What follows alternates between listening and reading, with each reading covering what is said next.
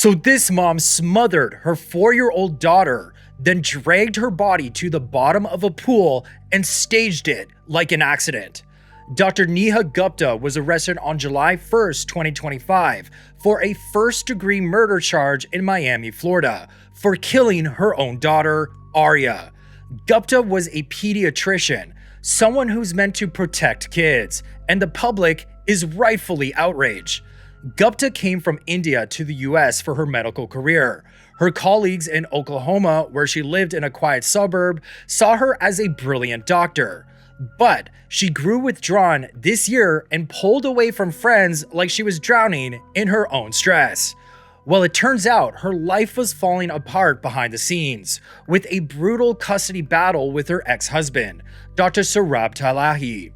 Their 2022 divorce was finalized last year, and Gupta owed a whopping $76,000 in legal fees, with her wages garnished, hitting her hard financially. She accused TALATHI of abuse and got a temporary protective order in 2023, but the court dismissed it due to lack of evidence, wrecking her credibility.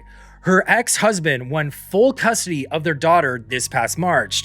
He pushed for a mental health evaluation on Gupta in April after she went berserk at ARIA'S daycare in March, yelling over schedules and freaking out on staff. Gupta's employer, Oklahoma Children's Hospital, suspended Gupta in January and fired her on May 30th, a month before this nightmare happened. They even wiped her photo from their website with no explanation. But I'm guessing the reason she was fired was because Gupta was going crazy. Because around this time, neighbors reported something straight out of a psychological horror film. There was Gupta in the dead of the night, white-knuckling Aria's favorite stuffed bunny and pacing up and down her driveway like a crazed lunatic. Around this time, Gupta's social media posts began to change as well, and they were all about starting over and breaking free. So all of these details pieced together show a woman whose life was crumbling around her, and she was about to break. In short, the signs were all there. That's when Gupta rented a 2,200 square foot Airbnb in a Miami suburb with a big pool out back at the end of June. A peculiar choice for a mother and daughter who can't swim. Her trip was planned to last only 18 hours, a strange length for a trip. I mean, wouldn't you want it a couple weeks to give yourself time to unwind and relax? Well, it turns out she broke TALATHI's custody rules since he didn't know Aria was going to leave the state. On June 27th, the first and only night of the trip, Gupta made a frantic 911 call at 3:41 a.m., reporting Aria unresponsive in the pool face down. Responders pulled Aria from the deep end and tried CPR, but she was pronounced dead at Jackson Memorial Hospital by 4:28 a.m. Gupta's story claimed that they slept together after a day of normal things like jet skiing, hitting the beach, and having dinner. This meal would become important in a bit, trust me. Gupta claims she locked the sliding glass door that went directly to the pool and went to sleep. But she woke up at 3:20 a.m. to a weird noise. That's when Gupta claims she found that the sliding glass door was wide open and became witness to a frightening sight. There was her 4-year-old daughter face down in the deep end of the pool, not moving. So when Gupta saw her daughter there, she couldn't swim herself and said she tried saving Aria for about 10 minutes before dialing 911. Journalists interviewed neighbors who said they barely noticed the quiet woman with a little girl during their short stay, and they also wondered how a 4-year-old got into a pool in the middle of the night.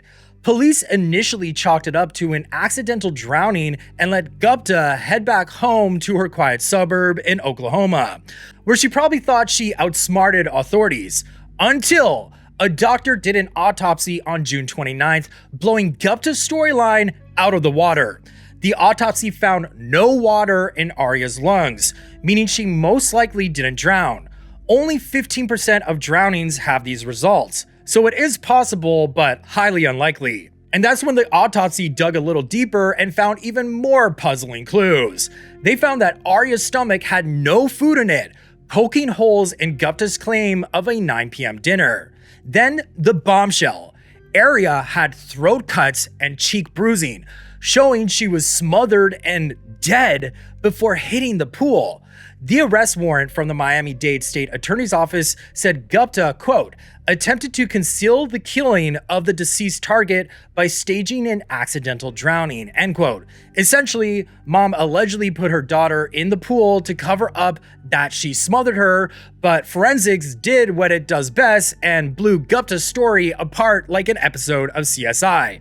I mean, the evidence doesn't lie. And get this, after the arrest warrant, U.S. Marshals had to swoop in and track Gupta down in her suburb in Oklahoma. Some thought she bolted back there to dodge Florida cops, especially since she left Miami so fast after the incident. But her team swore up and down she just went home like normal. Gupta waived extradition on July 3rd and faces trial in Miami with no bond, a charge that could land her life in prison or even the death penalty. Because it turns out Florida is a really bad choice to murder your own daughter since punishment is severe. Gupta, however, insists she's innocent, and her attorney, Richard Cooper, called the charges against her absurd and started throwing theories at the wall, hoping that one would stick. So he really played up the grieving mother theory, trying to score sympathy points with emotional blackmail. And Cooper pointed to the sliding glass door's latch, saying it was so flimsy that he could open it with his pinky finger, suggesting someone could have slipped in, trying to push for a possible intruder theory. However, video evidence showed no one entered or left the house, besides of course Aria and her mother, disproving his claim entirely. And now her lawyer is pushing for an independent autopsy and said the sheriff's office moved too fast without toxicology results that might paint an entirely different picture. He even got Gupta's divorce attorney to chime in, saying Gupta was a caring mom whose love for Aria in past court fights didn't fit the accusations. Personally, I believe Gupta is guilty of first-degree murder. I feel that she was driven by revenge and maternal filicide, where a mom kills her child. Now, I learned this from Dr. Todd Grande here on YouTube, but filicide comes from 5 different motives. Psychotic, which is from losing your mind. Altruistic, which is thinking death saves the kid from pain. Revenge, which is hitting back at a spouse. Unwanted child, which is rejecting the role of a parent. Or neglect, which is just straight up carelessness. Revenge and maybe a bit of psychotic fits Gupta's case, because I think this incident was sparked by her custody war with her ex-husband TALATHI. It's clear Gupta went against his sole custody by taking Aria to Florida for an 18-hour trip. It seems to me like she rented this B&B for one purpose only, to kill her daughter. I mean, she chose a peculiar Airbnb that was way too big for just the two of them, that also had a pool for a mother and daughter who can't swim. And she knew that she only needed it for that short amount of time because it would take that long to execute her awful plan. I think Gupta thought that she could outsmart authorities because she's a pediatrician and knows how the autopsy would be conducted. And she also did this because she wanted to just feel free. Because it turns out that Gupta felt really trapped. Her life was a mess with garnished wages and a job loss a month before. A court-ordered mental health check made her probably feel really powerless and cranked up her desperation. So in my opinion, she planned to stage Aria's death as an accident to crush her ex-husband completely. But to me, she was a little sloppy in her execution. I mean, Gupta specifically stated to police that she locked the sliding glass door before she went to sleep. And if she didn't say that, and instead she left it open, it would leave more room for us to believe that maybe Aria went out there by herself and just somehow got into the pool in the middle of the night. Instead, after the damning autopsy results that showed Aria was smothered, Gupta had to push for an intruder theory, which was easily disproven through surveillance. So to me, this screams premeditated. What do you guys think? Sound off in the comments below, and don't forget to subscribe by hitting my face right here. And of course, I read all your comments, so I look forward to reading them. Bye guys.